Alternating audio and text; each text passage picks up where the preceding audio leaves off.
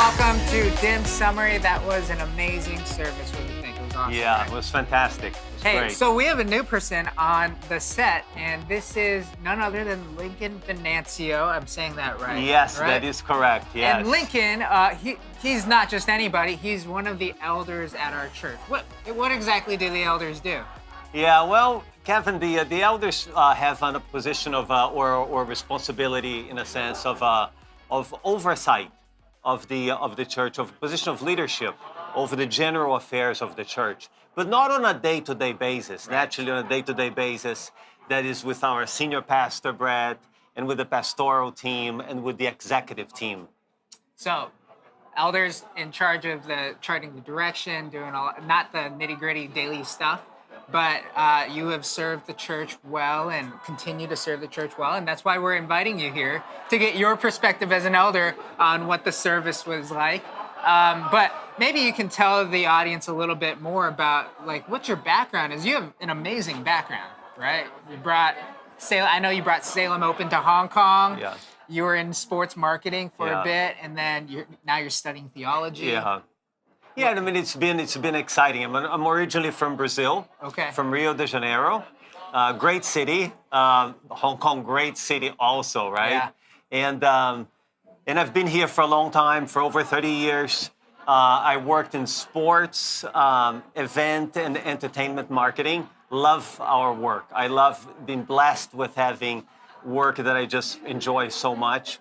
But over time, started to attend here, Island ECC, got more and more interested, engaged with theology and really trying to understand what life is all about and who God is. And just a passion in my heart to know more.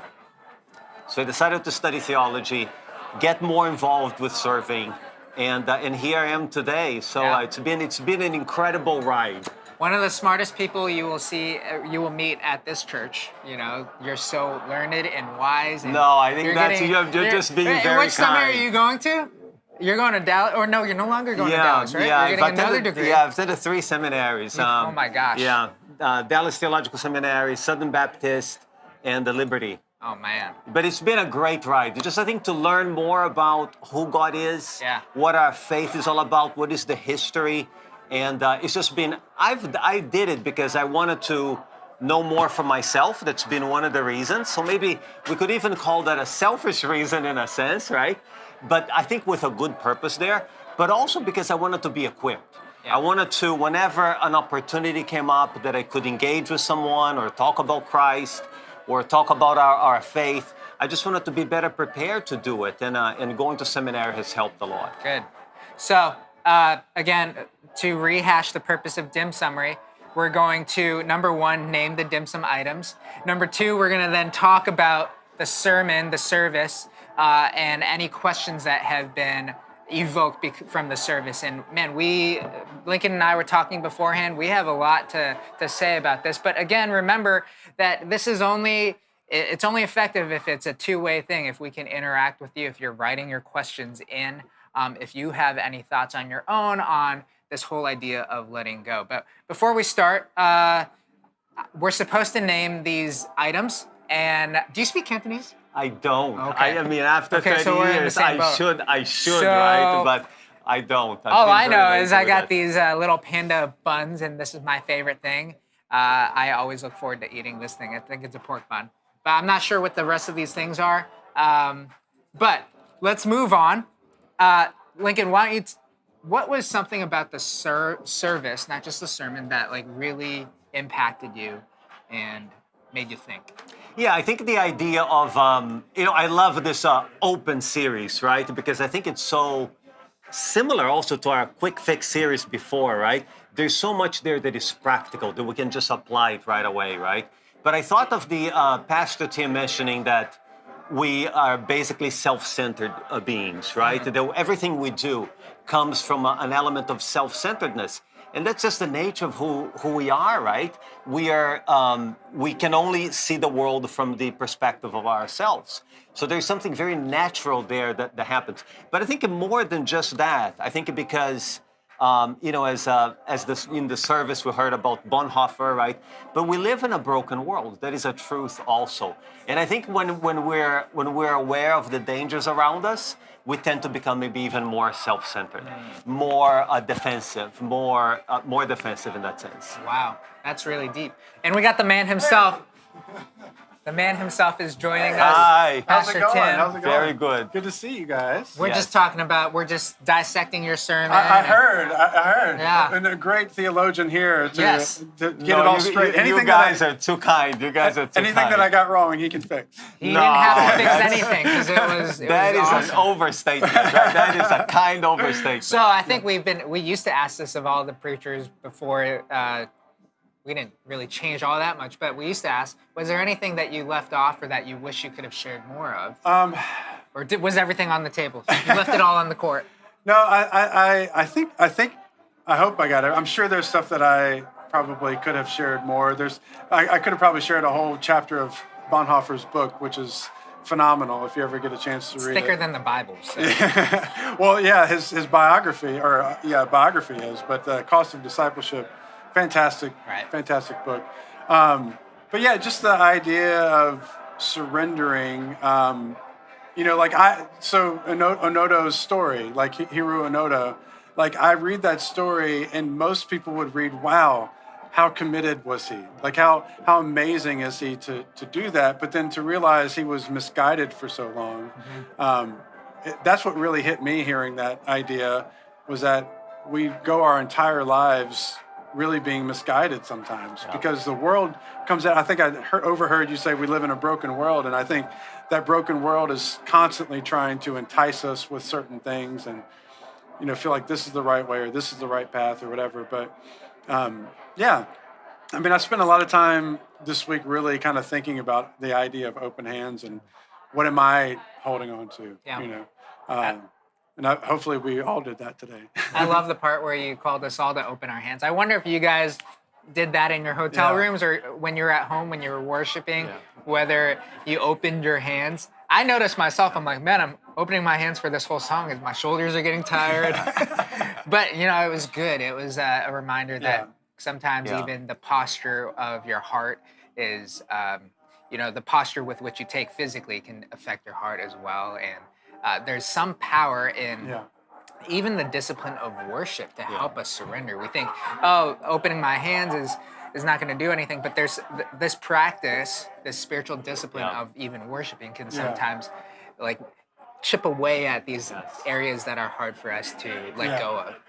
Well, and one other thing about posture, I couldn't help but think about. So I grew up in the Catholic faith or a Catholic tradition, and we would go to church sometimes, and there's kneelers at the church where you kneel for a lot of the Mass, the Catholic Mass, and we don't do a whole lot of that here. But I think it's a good thing. Like the idea of kneeling is the act of submitting. It's the act of submission and surrendering to yourselves and surrendering to God. And I think that's a powerful act of worship in the Catholic Mass. And so I'm going to talk to Brett about Bold Faith and see, and Kneelers? our elders, Yeah. and see if we can get kneelers and pews. Yeah. I don't know if we'll do that, but we'll try. So now going off of that a little bit, you bring up in your reflection questions how you can actually practically let go of certain things. And then in your sermon, you actually listed out very brilliantly several ways in which reasons for why it's hard for us to let go.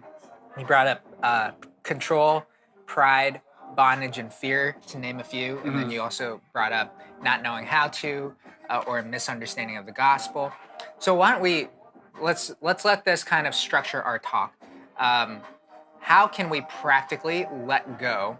And we'll go through each of these areas. And maybe you can join in us in the chat. How have you found any strategy to help you let go of, let's start with the first one, control. Because control is something that keeps us from fully surrendering into God. So practically speaking, how is it that you guys have found in your lives, in the many years that you have lived, a way for you to let go of control? I think control. I think all these elements, right, come from what from something that is not true that we believe in, right? And then if we look deeply, we understand, and then we practice it, it gets easier. It doesn't mean that it will go away completely, right? I think it may not go away immediately or fully, but so I think understanding it, and I think control. Like I personally think when I want to control, I have a feeling of I must. If I don't, what are the consequences? But usually the consequences are blurred. If I really think carefully of what the consequences are, they are not that serious.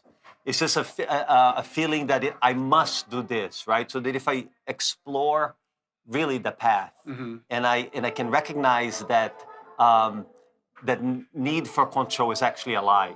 It's not really true. Then I'm more inclined to let go. But then I need to practice it because tomorrow will be the same thing again, right? So I find that the exercise of delegating, practicing delegation, is very helpful in that, especially in areas that I'm very uncomfortable with. If there's something that I really want to hold on tight to, if it is at work or wherever it may be, or in ministry, but if I can just practice delegating, stay with it, and then see the benefit of it, see the good consequences of it, it becomes easier. Wow. Okay, that's one discipline I think I'm really good at. So I'll just tell people, hey, it's a spiritual practice right now. Trying to let go delegate. of control. Yeah. So please do my homework for me. Okay. No, I'm just kidding. But I Let think go and let them. I really do think it's good, and sometimes I think we think of delegation as just some way of being more effective at something, but we can actually see it as part of our spiritual practice to let go of control in hard areas of our lives. What about pride, Tim? You got any idea on Yeah, practical so way? I think one of the key words that you hear a lot in kind of self-help realm is the idea of willpower. And so a lot of people try to like lose weight with sheer willpower, stop alcohol or whatever with willpower. And that is celebrated in our world, that if you're able to overcome a hurdle or an obstacle with sheer willpower, it's like, wow, look what this guy or this girl did. That's amazing. And so we celebrate that as a people. But that really kind of is a prideful thing. If we think, well, you could say, well, look what I did. I did this. It was all me. And I think kind of letting go and finding humility and kind of understanding what true humility is, and knowing that, you can get certain places with the help of others or the help of God, and to relinquish that willpower, so to speak, that kind of tight-knuckled grip of willpower. I think it helps us to surrender that too to God. Yeah. That's really practical too. It's like, and it's super hard for really power-oriented people to like discipline yourself to ask for help. Like just ask it, and of course ask God for help, but like ask other people for help. Because it starts to chip away at this sense of like, I can do all of these things by myself. What about bondage?